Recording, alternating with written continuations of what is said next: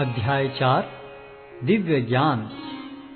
भगवान श्री कृष्ण ने कहा, मैंने इस अमर योग विद्या का उपदेश सूर्यदेव विवस्वान को दिया और विवस्वान ने मनुष्यों के पिता मनु को उपदेश दिया और मनु ने इसका उपदेश इक्ष्वाकु को दिया। आज मेरे द्वारा वही यह प्राचीन योग यानी परमेश्वर के साथ अपने संबंध का विज्ञान तुमसे कहा जा रहा है, क्योंकि तुम मेरे भक्त तथा मित्र हो। अतः तुम इस विज्ञान के दिव्य रहस्य को समझ सकते हो। इस प्रकार यह परम विज्ञान गुरु परंपरा द्वारा प्राप्त किया गया और राज ऋषियों ने इसी विधि से इसे समझा, किंतु कालक्रम में यह परंपरा छिन्न हो गई। अतः यह विज्ञान यथारूप में लुप्त हो गया लगता है। अर्जुन ने कहा, सूर्यदेव विवस्वान आपसे पहले हो चुके हैं, तो फिर मैं कैसे समझूं कि प्रारंभ में भी आपने उन्हें इस विद्या का उपदेश दिया था। श्री भगवान ने कहा, तुम्हारे तथा मेरे अनेकानेक जन्म हो चुके हैं। मुझे तो उन सब का स्मरण है, किंतु हे परंतप, तुम्हें उनका स्मरण नहीं रह सकता है। यद्यपि मैं अजन्मा तथा विनाशी हूं और यद्यपि मैं समस्त जीवों का स्वामी हूं, तो भी प्रत्येक युग में मैं अपने आदि दिव्य रूप में प्रकट होता हूं। हे भरतवंशी, जब भी और जहां भी धर्म का पतन होता है और अधर्म की प्रधानता होने लगती है, तब तब मैं अवतार लेता हूं। भक्तों का उद्धार करने, दुष्टों का विनाश करने तथा धर्म की फिर से स्थापना करने के लिए मैं हर युग में प्रकट होता हूं। हे अर्जुन, जो मेरे आविर्भाव तथा कर्मों की दिव्य प्रकृति को जानता है, वह इस शरीर को छोड़ने पर इस भौतिक संसार में पुनः जन्म नहीं लेता, अपितु मेरे सनातन धाम को प्राप्त होता है। आसक्ति, भय तथा क्रोध से मुक्त होकर, मुझ में पूर्णतया तन्मय होकर और मेरी शरण में आकर बहुत से व्यक्ति भूतकाल में मेरे ज्ञान से पवित्र हो चुके हैं। इस प्रकार से उन सबों ने मेरे प्रति दिव्य प्रेम को प्राप्त किया है। जिस भाव से सारे लोग मेरी शरण ग्रहण करते हैं, उसी के अनुरूप मैं उन्हें फल देता हूं। हे पार्थ, प्रत्येक व्यक्ति सभी प्रकार से मेरे पथ का अनुगमन करता है। इस संसार में मनुष्य सकाम कर्मों में सिद्धि चाहते हैं, फलस्वरूप वे देवताओं की पूजा करते हैं। निस्संदेह संसार में मनुष्य को सकाम कर्म का फल शीघ्र प्राप्त होता है। प्रकृति के तीनों गुणों और उनसे संबद्ध कर्म के अनुसार मेरे द्वारा मानव समाज के 4 विभाग रचे गए। यद्यपि मैं इस व्यवस्था का सृष्टा हूं, किंतु तुम यह जान लो कि मैं इतने पर भी अव्यय अकर्ता हूं। मुझ पर किसी कर्म का प्रभाव नहीं पड़ता, न ही मैं कर्म फल की कामना करता हूं। जो मेरे संबंध में सत्य को जानता है, वह भी कर्मों के फल के पाश में नहीं बंधता। प्राचीन काल में समस्त मुक्तात्माओं ने मेरी दिव्य प्रकृति को जान करके ही कर्म किया। अतः तुम्हें चाहिए कि उनके पद चिन्हों का अनुसरण करते हुए अपने कर्तव्य का पालन करो। कर्म क्या है और अकर्म क्या है, इसे निश्चित करने में बुद्धिमान व्यक्ति भी मोहग्रस्त हो जाते हैं। अतः मैं तुमको बताऊंगा कि कर्म क्या है, जिसे जानकर तुम सारे अशुभ से मुक्त हो सकोगे। कर्म की बारीकियों को समझना अत्यंत कठिन है। अतः मनुष्य को चाहिए कि वह यह ठीक से जाने कि कर्म क्या है, विकर्म क्या है और अकर्म क्या है। जो मनुष्य कर्म में अकर्म और अकर्म में कर्म देखता है, वह सभी मनुष्यों में बुद्धिमान है और सब प्रकार के कर्मों में प्रवृत्त रहकर भी दिव्य स्थिति में रहता है। जिस व्यक्ति का प्रत्येक प्रयास इंद्रिय तृप्ति की कामना से रहित होता है, उसे पूर्ण ज्ञानी समझा जाता है। उसे ही साधु पुरुष ऐसा करता कहते हैं, जिसने पूर्ण ज्ञान की अग्नि से कर्म फलों को भस्मसात कर दिया है।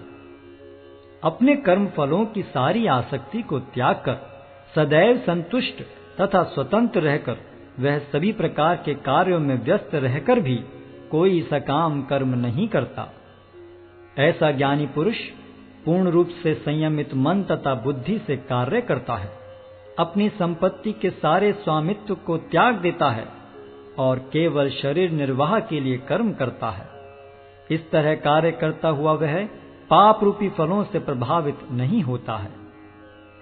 जो स्वतः होने वाले लाभ से संतुष्ट रहता है, जो द्वंद्व से मुक्त है और ईर्ष्या नहीं करता, जो सफलता तथा असफलता दोनों में स्थिर रहता है, वह कर्म करता हुआ भी कभी बंधता नहीं।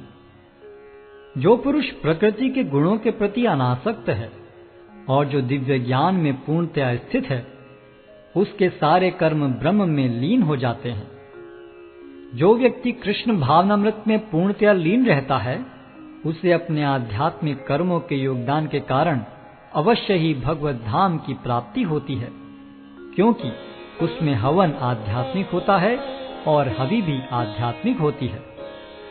कुछ योगी विभिन्न प्रकार के यज्ञों द्वारा देवताओं की भली भांति पूजा करते हैं और कुछ परब्रह्म रूपी अग्नि में आहुति डालते हैं।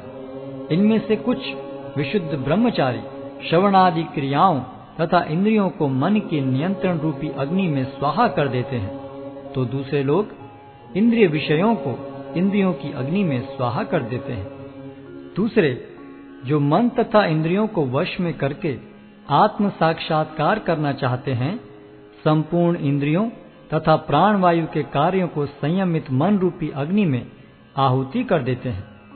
कठोर व्रत अंगीकार करके कुछ लोग अपनी संपत्ति का त्याग करके, कुछ कठिन तपस्या द्वारा, कुछ अष्टांग योग पद्धति के अभ्यास द्वारा अथवा दिव्य ज्ञान में उन्नति करने के लिए वेदों के अध्ययन द्वारा प्रबुद्ध बनते हैं।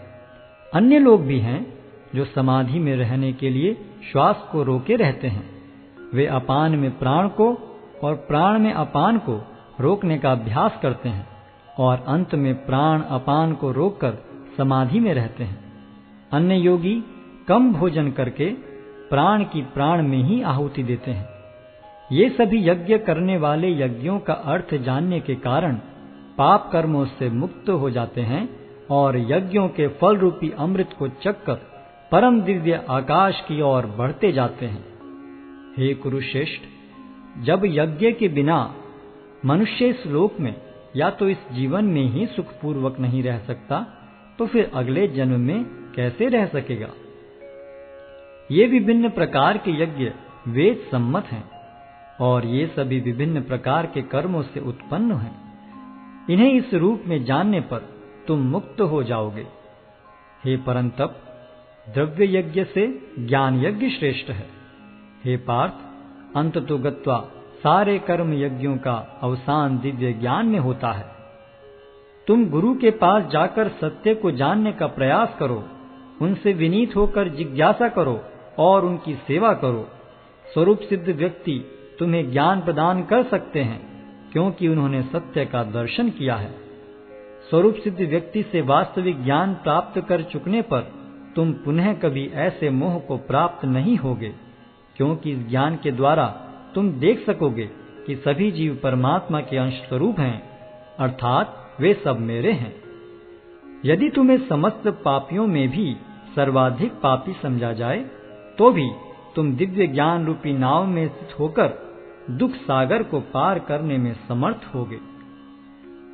जैसे प्रज्वलित अग्नि ईंधन को भस्म कर देती है, उसी तरह हे अर्जुन, ज्ञान रूपी अग्नि भौतिक कर्मों के समस्त फलों को जला डालती है। इस संसार में दिव्य ज्ञान के समान कुछ भी उदात्त तथा शुद्ध नहीं है। ऐसा ज्ञान समस्त योग का परिपक्व फल है।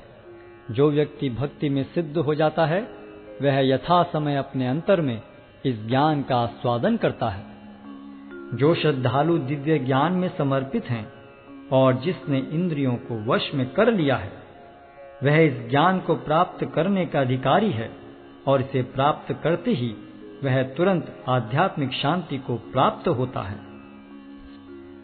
किंतु जो अज्ञानी तथा श्रद्धा विहीन व्यक्ति शास्त्रों में संदेह करते हैं, वे भगवत भावनामृत नहीं प्राप्त करते, अपितु नीचे गिर जाते हैं। संशयात्मा के लिए न तो इस लोक में न ही परलोक में कोई सुख है।